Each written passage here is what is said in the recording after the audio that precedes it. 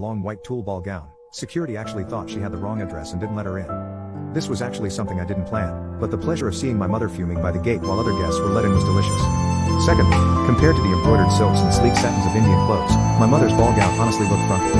Instead of stealing the show, she just looked like she didn't belong. This was accented by the jewelry, the matching churi and kunlun earring and bindis worn compared to a much more sparse look. Pia looked especially beautiful in her red dress, with intricate henna covering her hands and feet. I'm probably biased since she's my wife, but she has the most beautiful inky hair and it looks stunning adorned with gold accessories on the braids.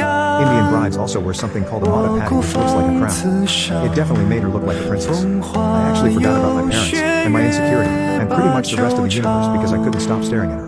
Then my mother tried really hard to interrupt the ceremony. First she tried coughing, but luckily Pia's aunt sitting next to her gave her a cough drop. Then she tried to initiate a conversation. But Pia's 5-year-old niece loudly said in that high-pitched voice of children that really projects, "Don't you know it's rude to talk during weddings?"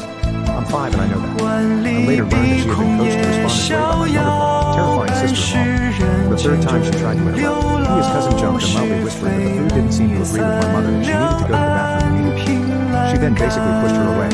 After that she stayed embarrassedly quiet for the rest of the ceremony. Throughout all this, the ceremony never missed a beat and everyone else acted like she wasn't there.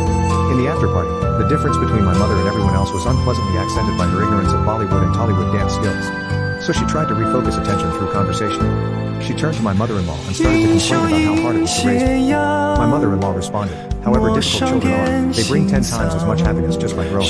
Your son is such a wonderful young man, you must be so proud of him." My mother didn't like the direction of the conversation, so she turned to Pia and asked her if she was sure she wanted to be with me. This was after we had gotten married. Pia looked at her like she was a bit slow and said, "Why would I be marrying him if I wasn't sure?" My mother loudly asked her again if she was really sure, because I used to wet the bed. I haven't done this since I was 8, but there she was, loudly announcing it. At that moment, I really hated it. It felt like there was something stuck in my throat, but no words came out. But Pia didn't have that problem. "You must be confused," she said, and it was so confident with a touch of concern that my mother looked like she was actually confused. Then she raised her voice so it could be heard over the music. "I know we are family now, but it's much too soon right now, or ever, for me to hear about your bedroom activities." Then she dragged me away to the dance floor while people started to stare at my mother. Stupidly, the first thing I said at our first dance as a married couple was that my mother was right.